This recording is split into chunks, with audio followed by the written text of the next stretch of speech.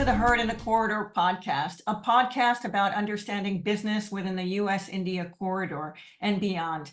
I'm your host, Angela Chikara.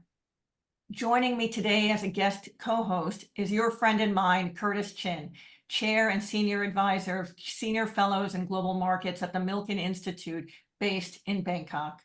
Our guest today is the formidable Shoba Purushothaman, a three-time global entrepreneur with a track record across the U.S., Europe, and Asia Pacific in areas such as workforce development, media and marketing, and digital economy. Shoba has built disruptive businesses from concept to exit in multiple industries and geographies. Shoba divides her time between Berlin and India, and today joins us from Germany. Welcome, Shoba and Curtis. Thank you. It's great to be with you. Can you just give us an overview of the trajectory of your own career and how did you end up starting your new entrepreneurial venture? I grew up, I'm from Malaysia, and my first career was as a business and financial journalist. And I worked in Malaysia for a short time and then in the US. And I think after 5 years of writing about business people, I decided to cross over to the dark side and be a protagonist and joined Anthony Hayward, who to this day remains a co-founder of mine. And we began an entrepreneurial venture. And in hindsight, you know, it's a good job we didn't fully understand the enormity of that move. But yeah, we built the first company at the intersection of media and marketing, got addicted to the idea and the gratification that you get from being an entrepreneur, sold that business, started a second company, also at the intersection of media and marketing, this time a digital business based out of New York, and then grew that. And then after we exited the company, we felt that, you know, we've done two things in media and marketing. Where can we take our expertise to disrupt another industry? And education was very attractive. It was a natural move for us. And we wanted to do something different, and we wanted to do something that was not the status quo. So we said, okay, let's look at workforce development. And that's what led us to a kind of a light bulb moment, because we realized that the world of work was changing, and that the human skills or the behavioral, you know, how we communicate, how we think even, right, how we solve problems, we're all getting disrupted by technology, by globalization, by mobility of talent, all of those things. And so this seemed to us like an attractive area. And that's what led us to the industry of corporate training. Digital is what we do. So, you know, that's the model of the business. And then when we looked at where can we start this, you know, where is the pain the greatest? And that's what led us to Southeast Asia and India as our go-to-market. And that's how, you know, we've ended up traversing the corridor of India and the US. Excellent. And everywhere in between. So over the last 2 decades, we've seen more US multinationals invest more resources in developing talent in India. What do you see the future look like? Talk to us about the rise of global capability centers. Yeah, I think the future really is going to see people doubling and tripling down, right? We're already seeing that. And what I think over the last 18 months in particular, there's been a huge spotlight on this idea of global capability centers. And part of that was the disruption to supply chains, including the human supply chain, as a result of the pandemic, right? But the seeds were sown before that. You had a lot of US and other multinationals, German, British, Canadian, etc., who were relying on teams in a market like India, right? Tech teams. But the the nature of work has changed and gradually moved up. But I think the pandemic was definitely a trigger. And then the subsequent geopolitics has also been a forcing function. But separate to that, right, multinationals are driven by profit, right? And I think these markets are themselves huge potential revenue generators, right? So you do find many of these companies who may have gone there originally for the people, the talent pool, but are now staying because they've got a market opportunity that's too irresistible. I was wondering if we could almost take a step back, and I'm intrigued by the name of your company. I think you and others always talk about how really the soft skills are the hard skills. India is the land of human capital. You look at the latest demographic information. India is relatively young and growing compared to China, which is shrinking. If you think about it, incredible that this big nation, China is I think 250,000 people less than it was, a year ago or whatever. I'm not sure if those numbers right, but it's a contrast. So many people talk about the investment opportunities. They think of big populations, China, India, and then Indonesia perhaps in the future. But when you think about the human capital that India has to offer, what do businesses and companies need to worry about? India is such a pioneer in the tech space. And I was just at a dinner where someone was saying, oh, we don't have any human skills anymore.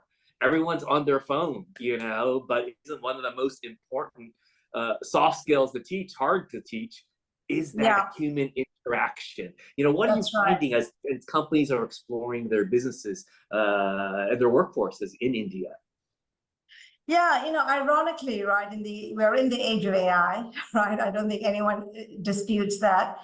But what we are seeing is more and more business leaders are recognizing that in the age of AI, it is the human skills, it is the soft skills that are becoming vital, right? The ability to think, it sounds flippant, but we have generations, and you talked about the digital dividend in markets like India and Indonesia. They're true digital natives, right?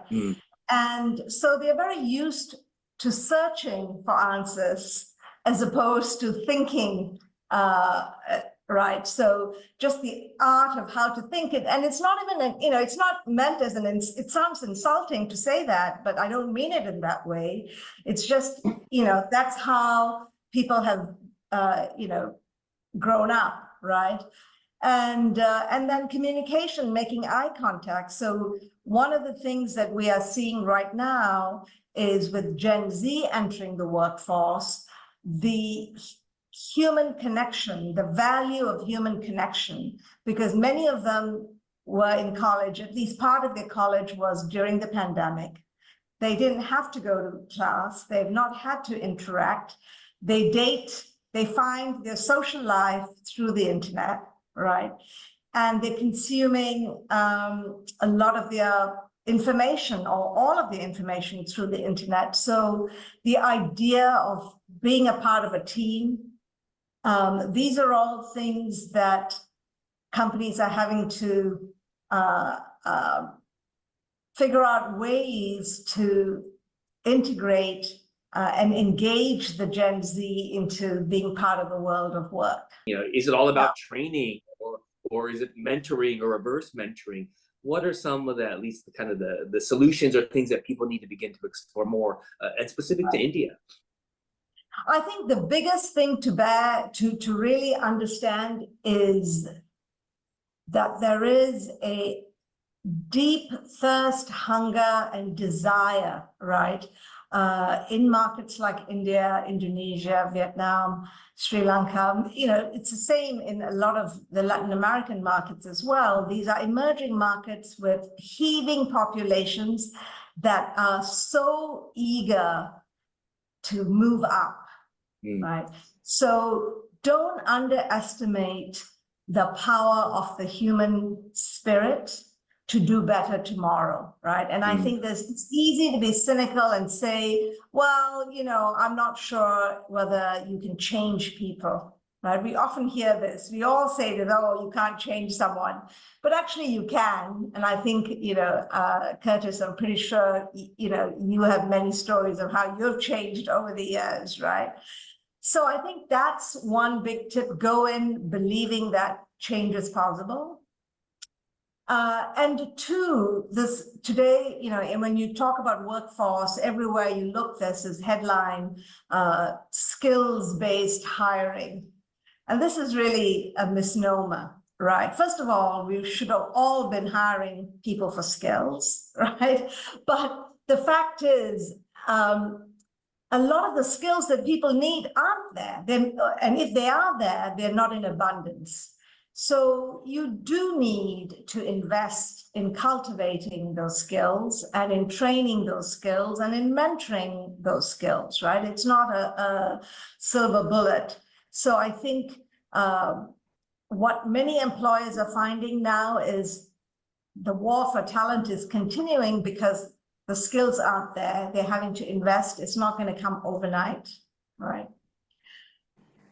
And the third thing I think is, you know, almost every job is going to have a component of technology. It's going to have a component of AI, which is why training the skills of judgment, right? How do you actually be as unbiased as it is possible for a human, right?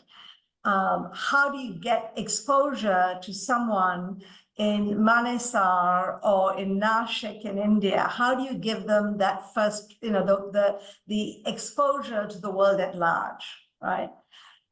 So I think these, if you can bring exposure to people to where they are, I think those are three things that for multinationals to think about, right?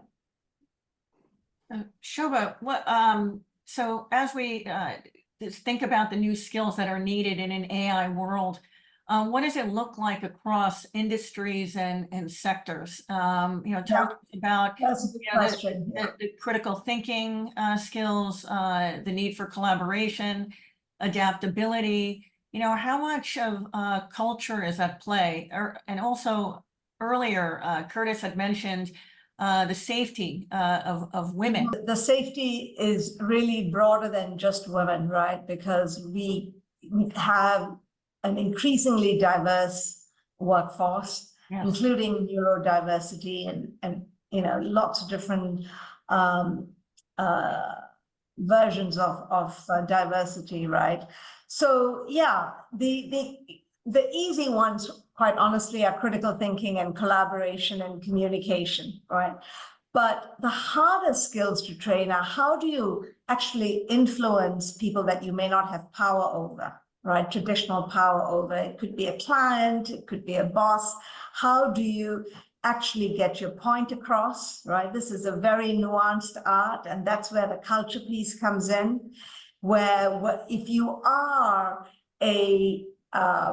from a demographic, whether it's women or younger or some other, you know, I hate using the word minority, but some other non-mainstream group, we are so influenced by biases, we might feel, oh, I shouldn't speak up, right? For example, I'll tell you, one of the things we train is how to say no. And we've had some managers say, oh, no, we can't have our people say no, right? But it is such a vibe, you know, there is a way to say no, and that's a really important thing. And I think the other thing there's a lot of confusion about is empathy. I think when you come to a market like India, managers, right, it's a relentless pace. People work long hours, and people go to great lengths to get to work and come back from work. The conditions are pretty, you know, sometimes they are juggling kids and without a lot of the infrastructure that one takes for granted in a Germany or a US. And I think empathy then becomes a complex thing. Where do you draw the line, right? Is it just about saying yes to vacation days, or is it actually, something more than that? How do you define DEI in the India market?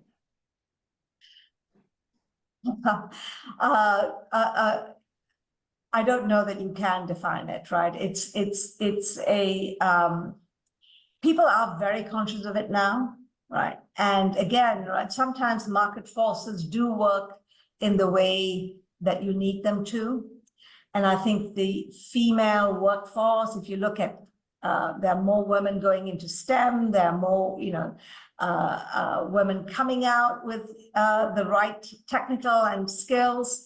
The big issue is keeping them, if you're talking about, DEI from a strictly gender standpoint, right? So the issue that hasn't been solved yet is how do you retain people?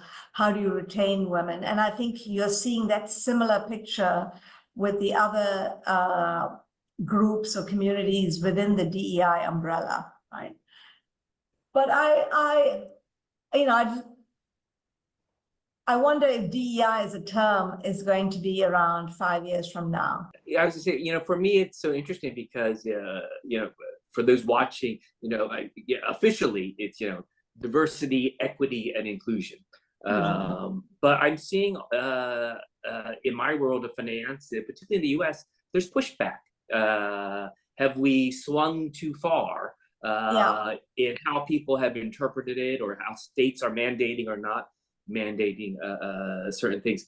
Have we moved too far away from this notion of the American dream? But others will say, well, the American dream is much harder to achieve today than it was, who knows, maybe X years ago. And so maybe where some have said, oh, the E is about we're all equal. Oh, shouldn't it be equality? Well, no, it's actually about equity, which means something a little bit different. And that's just in US English, let alone how it might be interpreted in an Indonesia or an India or Japan, given each country's unique mix of different kinds of peoples and backgrounds. And so for me, maybe all the more reason someone that's a multinational entering an India or Indonesia needs to talk more to you and your colleagues to better understand. I'm always amazed each time I go to India, in a way, for me, how much more diverse India is than when I go to China, right? Probably Chinese will probably disagree with me. But for me, China is really predominantly Han Chinese. And when I'm in India, it just feels just a multitude of different peoples and backgrounds and biases, and almost like stereotypes. We're from an outsider. Are we all the same? Well, no. I remember, kind of funny. I don't know, it's funny. When I was on the board of directors of the Asian Development Bank, one of the stereotypes and jokes was, oh, this is kind of like a Japanese shogunate, because leadership is often really Japanese, staffed by the Indian civil service. So I said this to my board colleague from India, and he said, no, staffed by the Punjabi civil service. I don't know the difference, but he said, oh, let me explain to you the nuance of what Punjabi is versus this versus that. And again, as an outsider, it's all new to me. But imagine if you're running a huge operation, understanding the tremendous diversity, but then the opportunities from that diversity of a diverse India. I mean, with states, as big as countries, if you think about it. And Shoba, we also, I just wanted to add to Curtis's point, we also, just like in the United States, we hire people who are like us. That's what happens, in India as well. Yeah, I mean, it happens all over the world, right? I don't think there's a single place that it happens in Malaysia, my country of birth, right? And it is a challenge, right? Because one of the things that we seek as people, as humans, is connection. And connection often is, what do I have in common with you? Right? that's how we're conditioned, right? What do I have in common as opposed to what do I have that's uncommon, right? So that's the place this is coming from. So now we just have to, and this is awareness, right? This is about awareness. It is about getting the word out and providing a environment that rewards these behaviors, right? Where you're open to it. I mean, we have an assignment for a client whom we're talking to, where they need to recruit a lot of people over the next few years. And one of the things they want to do is to make sure their hiring managers are conscious of the questions they ask, how much talking they do, how much listening they do, right? Because listening skills are critical in the interview process, far more critical than the question skill, actually, right? They're both important. And so I think,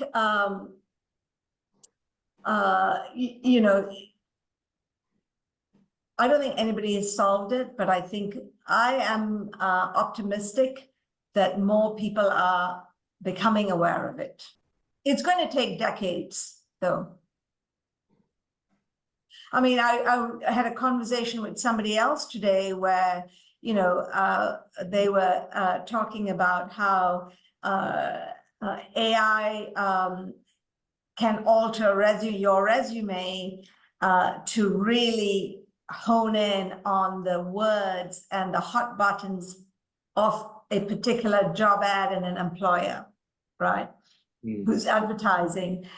Now, it's very hard for a hiring manager on the other, and the applicant tracking systems aren't yet sophisticated enough to be able to decipher and decode this, right?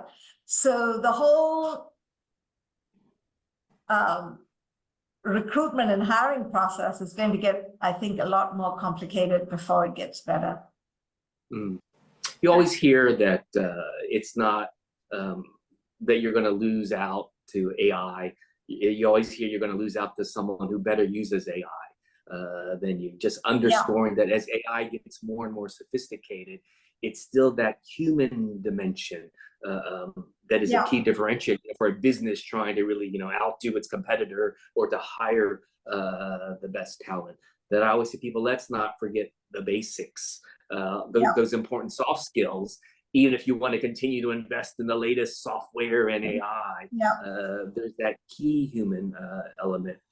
One thing I find, when I've managed things in the U.S., I wonder if it applies to India, is as an Asian, Asian American in the U.S., there's always some truth to some stereotypes, and particularly East Asians, let's say, oh, you're quieter, you don't speak up, you'll be a terrific manager, but don't think about CEO, VP, MD level. You just get the job done. We love that.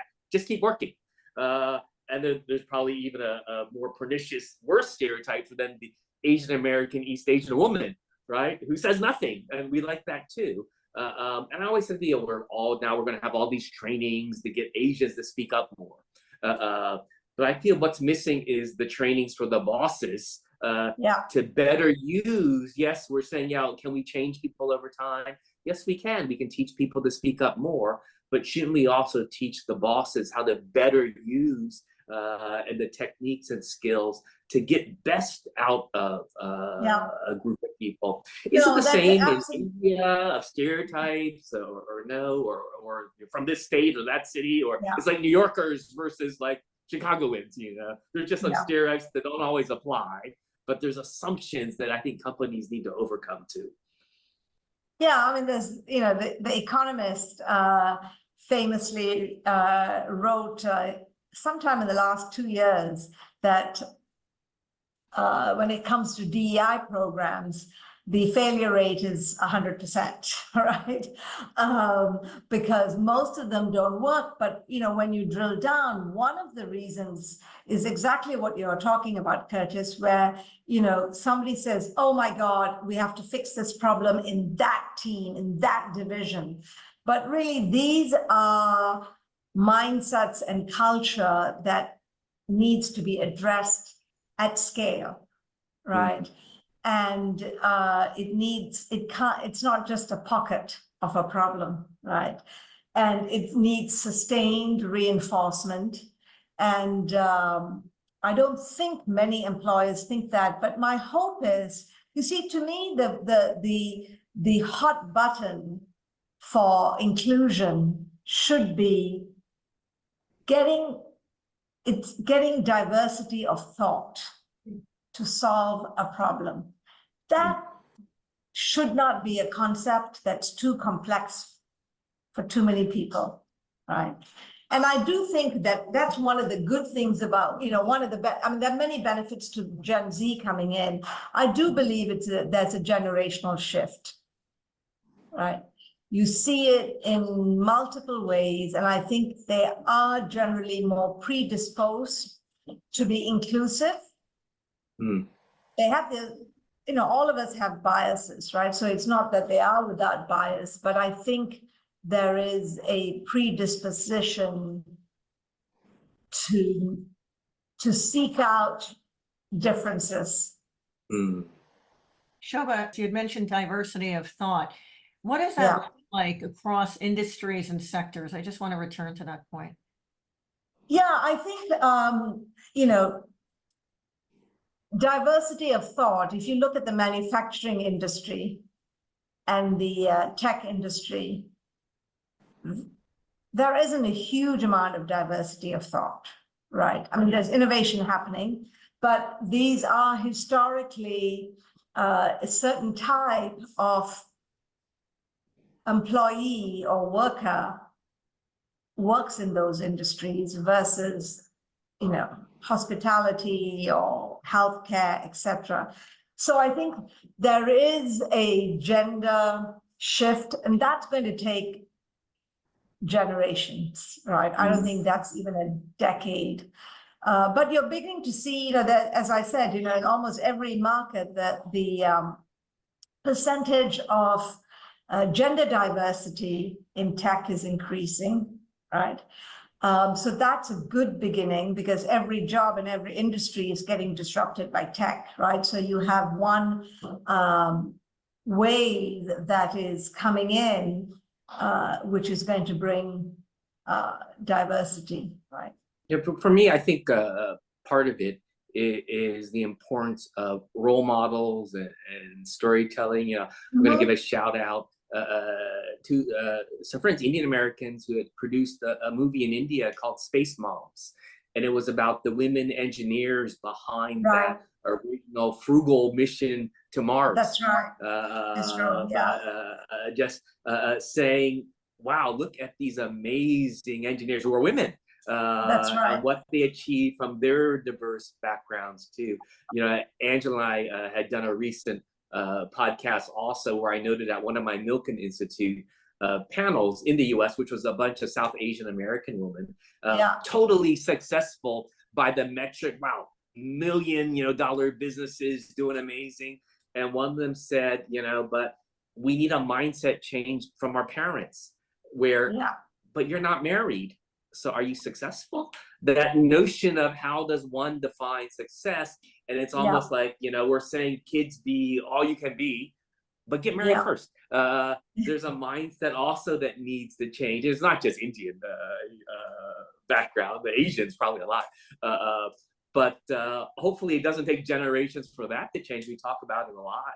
I think that's changed. But I think that's goes changed. right down to Angela and I can testify. But what do your parents say? That's that's the key people you're trying to please sometimes. So that needs to change too, and that's a mindset, a society, and role models, different backgrounds, and it's about how we define success. At the Milken Institute, we always talk about all these people with great capital and great ideas. Yes, you want to make more money, but also do something meaningful with that, have some impact, and and use your resource in a way to lift up others and to achieve things. But clearly easier to do when you got a lot of money. So it's that, how do you do that balance when maybe I don't have a lot of money, but I can still make a difference as an employer in India or as an investor in India. And it begins with, how you treat or lead your workforce and all. Correct. Shoba, I am thinking about best business practices, and oftentimes best business practices are usually exported from the US. So what are some shared, best business practices from India that the world could actually learn? Well, I think,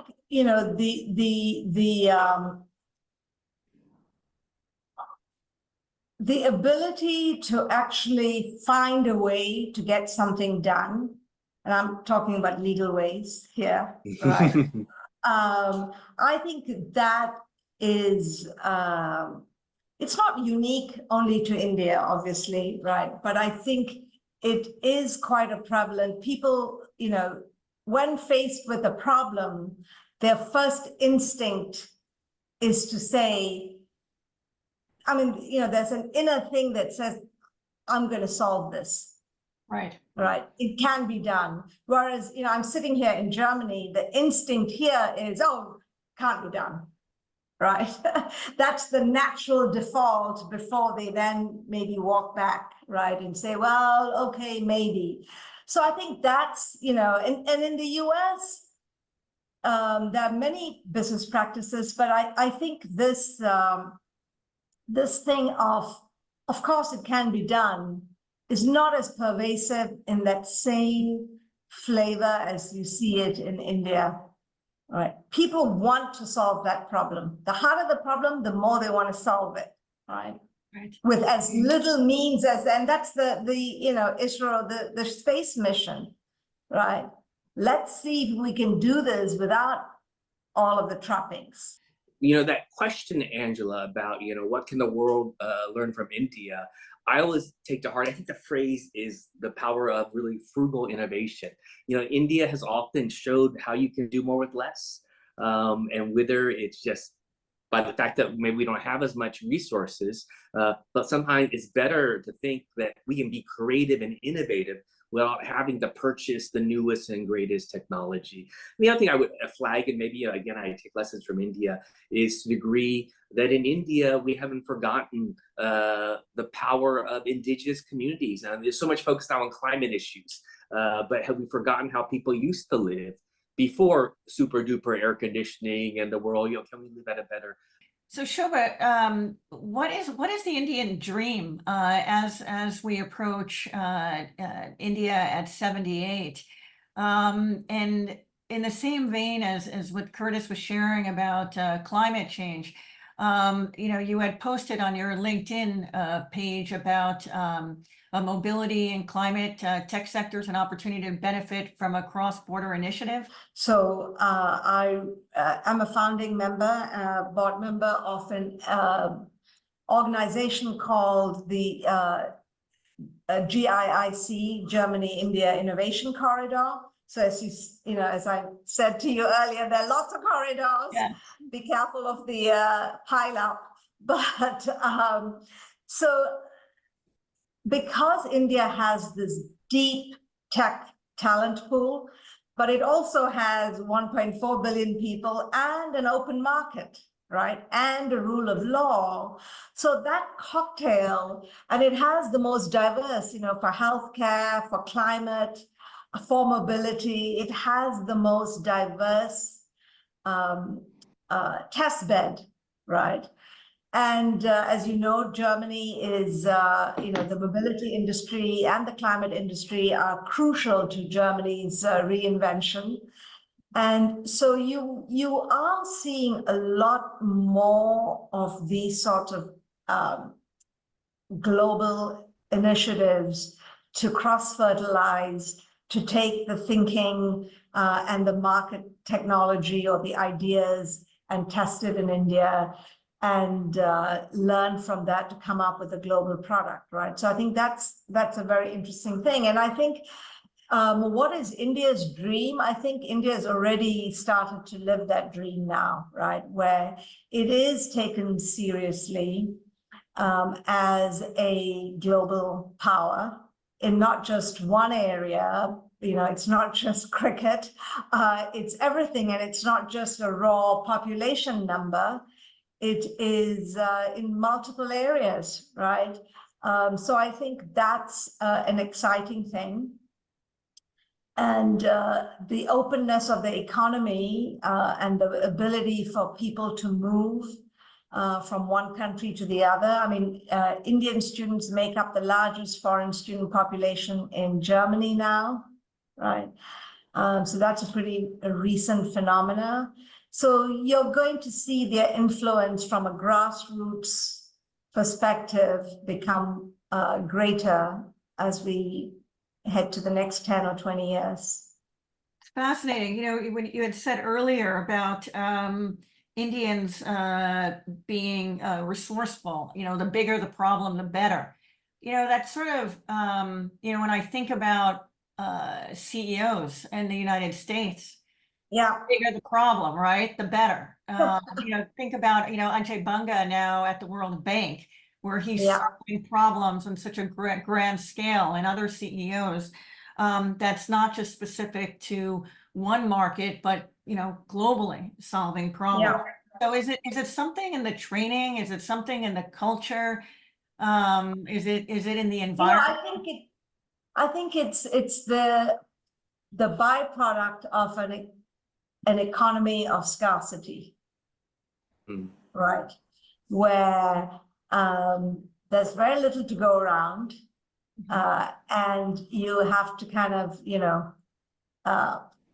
think about how do I get, or how do I make that bigger, and how do I, survive on less than what I would like or need. So I think this is deeply rooted in that, and hopefully, as the scarcity has given way to a lot more prosperity, nowhere near as much as is needed, but hopefully that is so deeply hardwired in the neural pathways that it's not going to evaporate.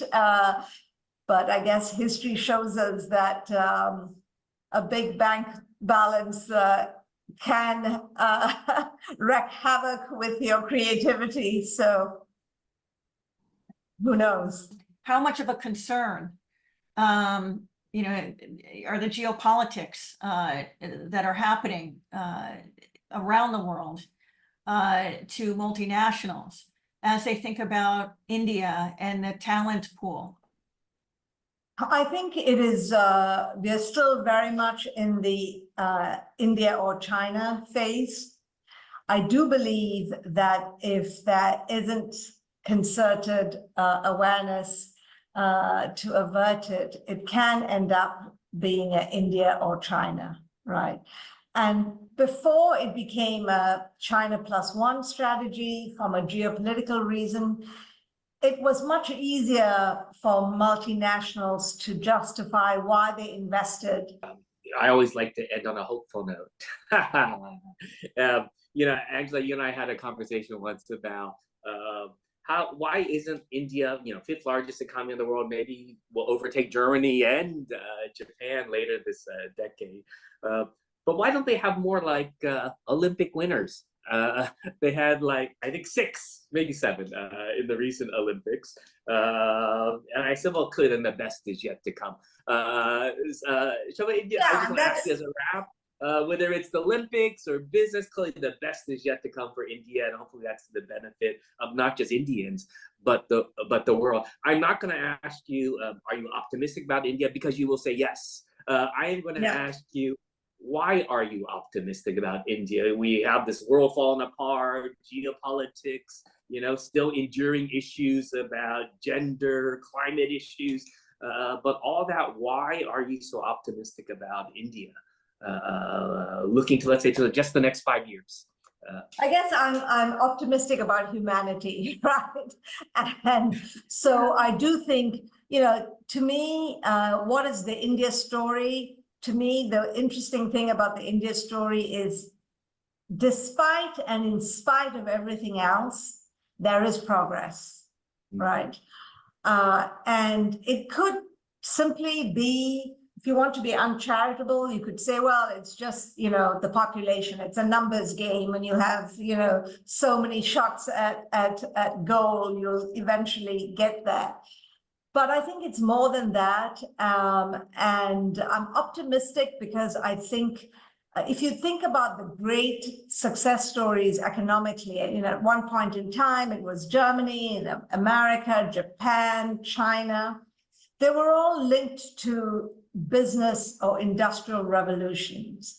And they were ideas based in the case of America. It was manufacturing in the case of China, in industry in the case of Germany. But now we happen to be in an era where the trajectory is being driven by technology and the human mind, right? And I think that is why I am very optimistic, because it's